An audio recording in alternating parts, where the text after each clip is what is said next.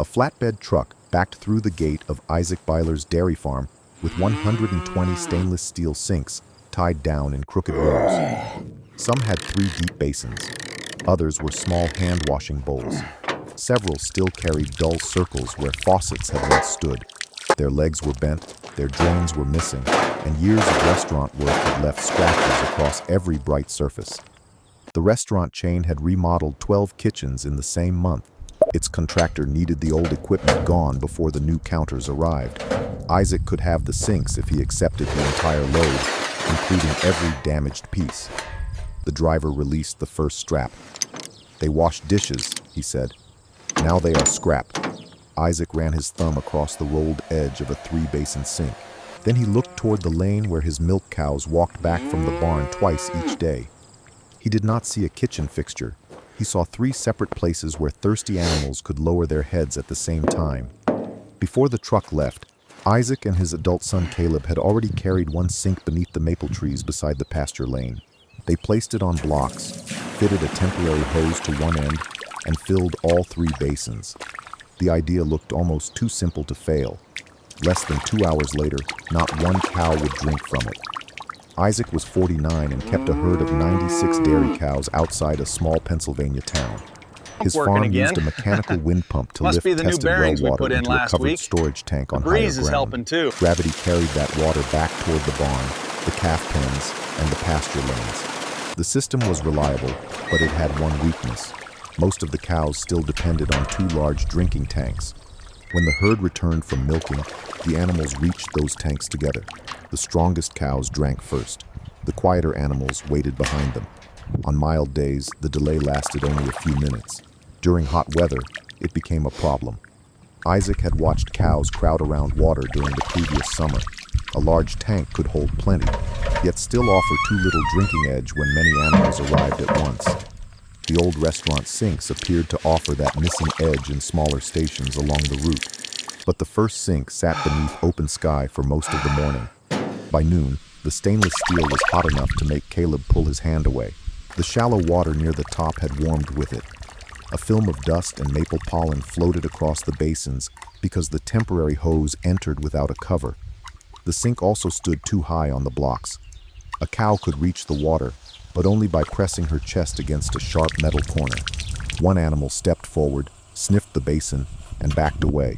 Another stretched her neck toward the hose instead of the water. The sink had not failed because it was old. It had failed because Isaac had treated a kitchen fixture as if location, height, flow, and animal behavior did not matter. Caleb opened the drain plugs and let the warm water run into the grass. "We gave them water," he said. Isaac watched the herd walk past it. "We gave them a reason not to drink."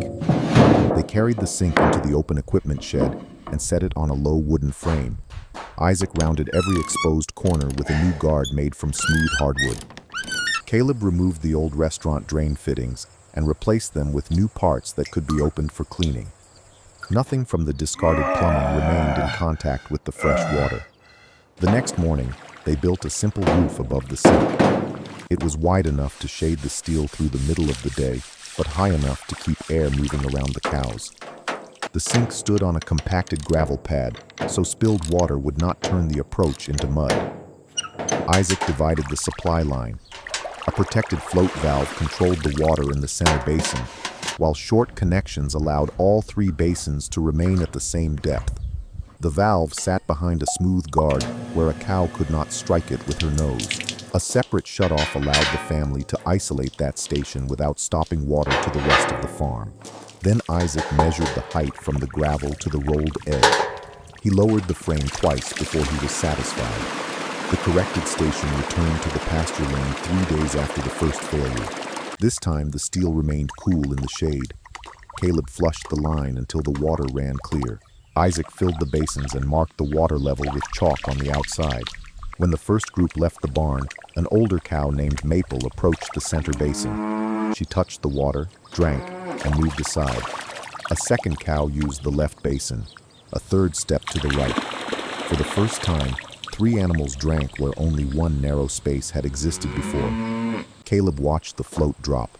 Water entered faster than the 3 cows could remove it. The level returned to the chalk mark before the next group arrived. The station remained in place for 7 days. Isaac cleaned it each morning by closing the valve, opening the new drains, brushing the smooth basins, and rinsing them. The task took less time than cleaning the farm's large concrete tank. He checked the water temperature at midday and watched the approach for mud. On the 7th day, Mark Harlan stopped beside the lane. Mark operated a dairy farm 2 miles away.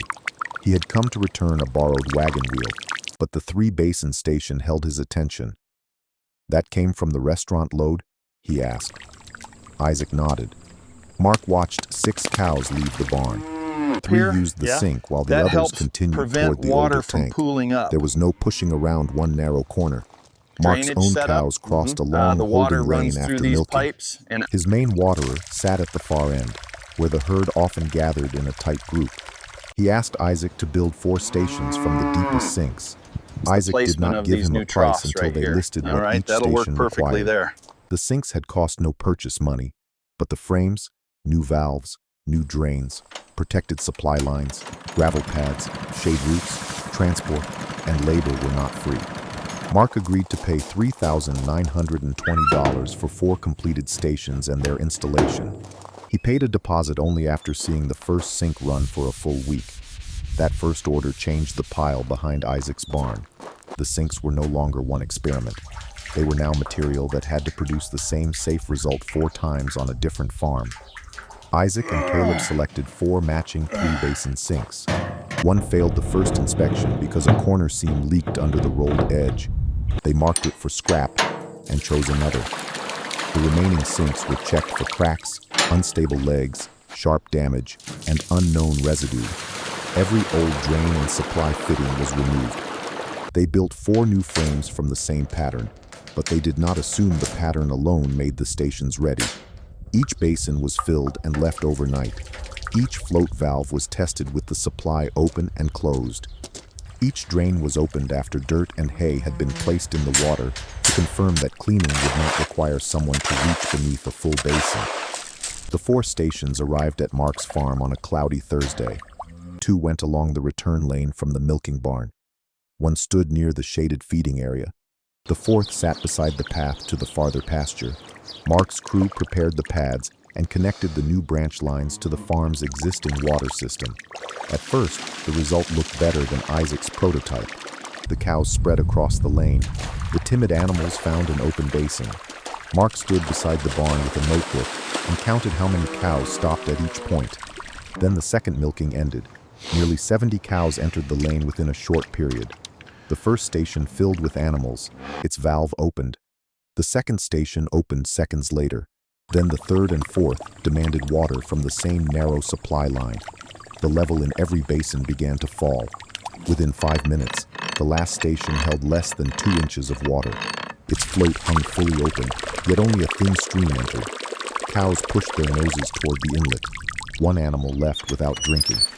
Mark looked at the 4 new stations. "The sinks are empty faster than my old tank," he said. See, this is exactly what I meant. Space. The supply pipe is clearly undersized, and now we have a failure. Across 4 locations. The flow rate is stabilizing now. Walked back toward Holding the steady, no barn. leaks at the The connection. old supply pipe had been large Reading enough for 1 confirmed. waterer We at a should be time. done in 10 minutes. It was not large enough for 4 valves opening together. Every branch reduced the pressure reaching the next one. The failure had nothing to do with stainless steel. It came from the part no customer saw. Isaac told Mark not to use the new stations until the line could support them. The old tank remained open while they corrected the system. They measured the refill rate at the barn connection, then at every station. The difference became larger with distance. Caleb laid a temporary larger line above ground for a controlled test. With the larger main line feeding shorter branches, all 4 valves could open without starving the last basin. Mark approved a permanent buried line installed by an experienced local crew. A covered header tank near the barn reduced sudden pressure changes. Each station received its own shutoff, protected valve, and visible overflow path. Isaac also added a simple screen where grit could be removed before it reached the floats. The work cost more than the original estimate. Isaac covered the redesigned station connections because he had approved the first arrangement. Mark paid for the larger farm supply line because it improved his whole watering system and remained part of his property. They did not hide the difference inside one invoice. When the 4 stations reopened, Mark released the herd in 2 groups for the first test. Then he released the full group after the next milking. All 4 water levels dropped. All 4 valves opened. The far station remained above the minimum mark Caleb had scratched outside the basin. 10 minutes later, every sink had returned to its normal level. Mark kept the system under observation for 12 days. He checked flow during both milkings, not only during quiet hours. He recorded cleaning time, overflow, water temperature, and mud around each pad. The stations did not replace shade, airflow, feed management, or careful animal observation. They did one job. They put clean drinking water in more places and refilled quickly enough when the herd demanded it. At the end of the test, Mark paid the balance. If you enjoy stories where a discarded object has to survive real measurements before anyone calls it valuable, subscribe to the channel. Isaac had solved the flow problem on 4 matching sinks, but the remaining pile contained shapes and sizes that would not follow one pattern. Word of Mark's stations traveled through the local milk hauler and feed store. Farmers did not call because the sinks looked unusual. They called because Mark could show 12 days of notes from the busiest moments on his farm. Ruth Miller wanted 2 stations for her dry cow barn. Daniel Fisher needed 3 along a long pasture lane. A small calf grower asked for 6 lower basins that could be cleaned without lifting a heavy tank. Within 3 weeks, Isaac had requests for 18 more stations. He walked behind the barn and counted the restaurant sinks again. 38 were large 3-basin units. 52 were single deep preparation sinks. 20 were small hand-washing basins. 10 had cracked seams, crushed corners, deep corrosion around old fittings, or damage Isaac could not trust. The total was 120. The first 5 working stations had all come from the same group of large 3-basin sinks. The new orders could not be filled from that group alone without wasting useful single basins. Caleb placed 1 single sink on the wooden frame template. Its bowl was deeper than the triple sinks, but its back panel was taller. The frame touched the old mounting flange instead of the stronger rolled edge. If they forced it down, the thin panel would carry the weight of the water and every push from an animal. The small hand sinks created a different problem. Their basins were sound, but the open drinking edge was too short for adult cows. Setting them in the pasture simply because they were available would create the same crowding the larger system was meant to reduce. Isaac stopped cutting frames. He and Caleb sorted every sink into 4 rows. Large 3-basin units received a white mark. Deep single basins received blue. Small hand sinks received green. Rejected pieces received red and never returned to the working side of the yard. Then, they gave each usable family a different job. The 3-basin sinks became group watering stations for milking cows. The deep single sinks became paired stations. 2 basins sat on opposite sides of a shared frame with enough approach space between them. Their taller backs faced outward, away from the animals, and the new support carried the weight beneath the strong edges. The smallest sinks did not become cow waterers at all. Caleb mounted several at convenient washing points near gates and equipment areas, using new clean plumbing. Others remained unassigned until a safe use appeared. The choice reduced the number of pasture stations Isaac could promise. It also prevented a small basin from being sold for the wrong purpose. The first paired single basin prototype held more water than one section of the triple sink. On the shop floor, it passed the overnight leak test. The float refilled it quickly. The frame remained square under controlled pressure. Outside, however, a new failure appeared. 2 cows approached from opposite sides. The first lowered her head into one basin. The second pushed against the other. Their combined movement twisted the shared wooden frame just enough to lift one corner from the gravel. No piece broke, but the station rocked. Caleb could have added more weight to the base. Isaac did not want a station that was stable only because it was too heavy to service. They widened the stance and connected the 2 sink supports with a low cross brace that stayed outside the animal's leg space. Broad, replaceable skids spread the load across the gravel pad. Smooth guards covered the new fasteners. The water lines entered through a protected center box instead of hanging where a hoof or nose could reach them.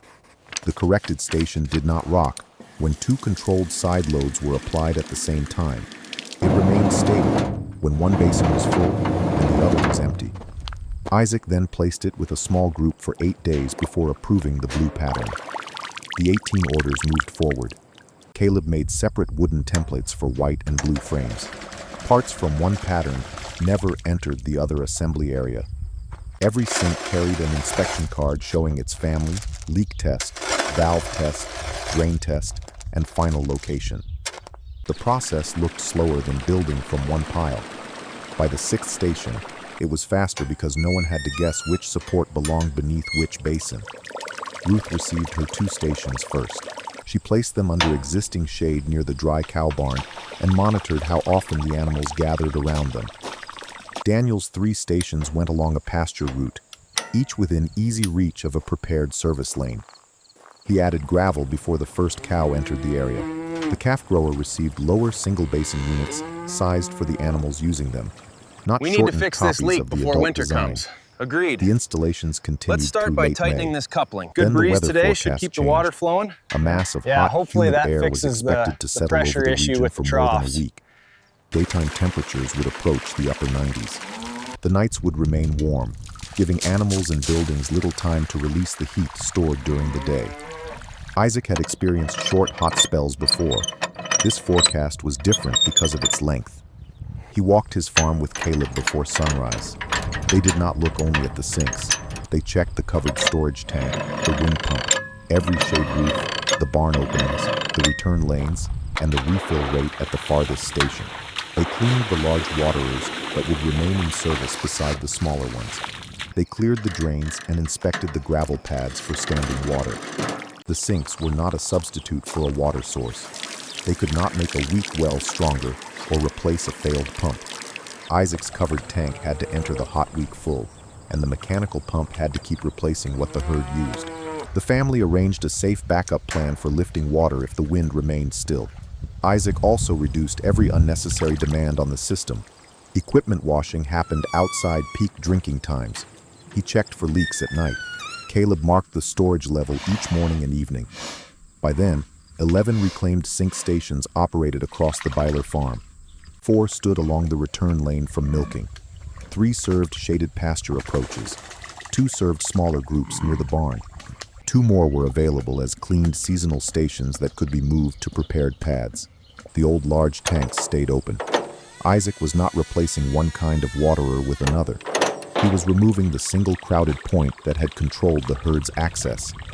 On the first hot afternoon, the cows moved slowly from the pasture. Several were breathing faster than normal. They reached the first shaded sink station and spread across the 3 basins. Others I need that continued shipment 20 here yards tomorrow, to the no next station. exceptions. The line don't that care had what once happened, formed just at the make it concrete happen or tank we're did not finished. appear. Caleb stood beside the header and watched the valves cycle. Water moved into 6 basins at once. The storage level fell, but the refill lines kept pace. At Mark Harlan's farm, the same pattern appeared after evening milking. 4 stations opened together. The larger main line fed them without allowing the far basin to fall below its mark. Mark called Isaac from the feed store the next morning. "Yesterday was the first day I understood what we built," he said. We "It was installed not this 4 system more tanks. ourselves. It was This 4 blue fewer pipe lines brings of the water cows." in, and these The second day was hotter. At Ruth's farm, one float valve began to refill slowly. Her son closed the station with its individual shutoff and removed the screen. A small piece of mineral scale had collected there. He cleaned the screen, flushed the branch, and returned the basin to service while the second station remained available. That repair showed why Isaac had refused to bury every working part inside one sealed box. During a heat wave, a simple failure had to be visible and isolated without shutting down the entire network. On the 3rd day, the air remained heavy after sunset. The cows spent more time standing. Isaac shifted routines to avoid moving them during the worst heat. He watched for animals that held back from water and checked the basins after every group. One older cow stopped at the far station but did not drink. Isaac moved her to a quiet, shaded area and examined her separately. The water system made access easier. It did not turn every health problem into thirst. She received the attention she needed instead of disappearing inside a crowd around one tank. The heat continued through the fourth day, then the fifth. Across the area, farmers saw greater water demand. Large tanks that normally refilled between groups stayed open for longer periods. Mud formed where overflow and hooves met bare soil. Some animals crowded beneath the same shade and around the same drinking point even when water remained in the tank. The farms using Isaac's stations were not untouched. Milk production still declined. Cows still ate less during the hottest hours. Families still worked earlier in the morning and later in the evening to reduce stress on animals and people. But the distributed stations did what the tests had promised. They placed more drinking edge near the roots cows already used. They kept the stainless steel under shade. They allowed each basin to be drained and cleaned. They gave a quiet animal another place to approach. And when one valve required service, the remaining stations stayed open. On the sixth morning, Caleb compared the Beeler Farm's milk records with the same stage of the previous summer. Production had fallen, but the decline was smaller than it had been during a shorter hot spell the year before. Isaac did not credit the sinks alone. The herd also had shade, airflow, clean bedding, adjusted movement, and constant observation. The sinks had solved one specific part of a larger problem. They made water easier to reach at the moment the animals wanted it most. That afternoon, a farmer named Owen Clark arrived in a pickup truck. He had seen the sinks at Mark's farm during a feed delivery. His own dairy relied on two long waterers, That's the difference between and he had spent the week watching cows wait at their sample ends. And the old one. Owen did not ask whether Isaac had any scrap sinks. He asked how many tested stations could be installed before the next hot period.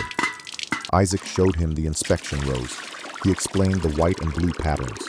He showed the cracked corner that had failed before assembly, the first frame that rocked under two cows, the narrow line that had starved Mark's far station, and the screen that could be cleaned without closing the farm's entire supply. Owen ordered 6 stations, but only after Isaac measured his existing water source and supply capacity. 2 planned locations were removed because the old line could not refill them during peak demand.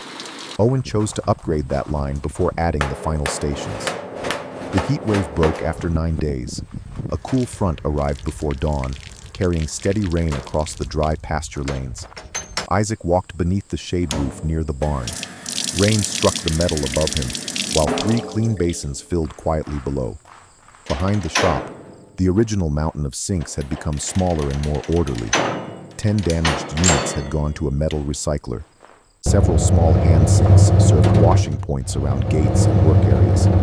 33 completed livestock stations had been built from large and paired basins. Some remained on the Baylor farm. Others worked on 5 nearby dairies. The rest were still stored by type, waiting for a tested use or a future order. Invoices for the completed stations totaled a little more than $26,000. That was gross revenue, not profit. New lumber, valves, drains, pipe, gravel, shade materials, transport, rejected sinks, and many weeks of labor stood between the discarded load and that number. The restaurant chain had not delivered 120 free waterers. It had delivered 120 uncertain pieces of stainless steel. And how long do you end? Isaac If we rotate and it Caleb slightly, created you can see value by the brushed rejecting finish damage, better. matching each shape That to the does right look good. job, See the testing bracing refill underneath? rates, correcting 2 That's where it serious needs the failures, most support on and the wood. installing the stations Yes, as that parts looks of correct. complete water systems. Near the end of summer, the same contractor who had delivered the sinks returned to the farm. As He you was can see, removing we used old the stainless reclaimed counters wood from another for the kitchen counter and facade, wanted to know but whether these Isaac stainless would steel accept them. units are the actual. Isaac did not say yes. He asked what the counters had held, how they had been cleaned, whether the chain had records, and whether the load could be inspected before it reached the farm. The driver smiled toward the pasture lane. "I thought you took anything made of stainless steel." Isaac shook his head. "Only what can pass the test." Mark arrived while they were talking. He had brought the slow float screen from Ruth's station so Caleb could compare it with a wider replacement. Owen's supply line measurements sat on the bench. 2 new blue pattern frames waited beside a row of leak-tested sinks. Nothing in the shop looked like a lucky pile anymore. It looked like a system built from mistakes that had been measured instead of hidden. If you want more stories about ordinary materials proving their value under real pressure, subscribe and join us for the next one. The restaurant chain had dumped 120 sinks because it saw old places to wash dishes. When the heat wave arrived, Isaac saw what they had become. More places for a thirsty cow to drink before the waiting line ever formed. Thank you for watching until the end. If you enjoyed this story, please subscribe to the channel and join us for the next one. See you soon.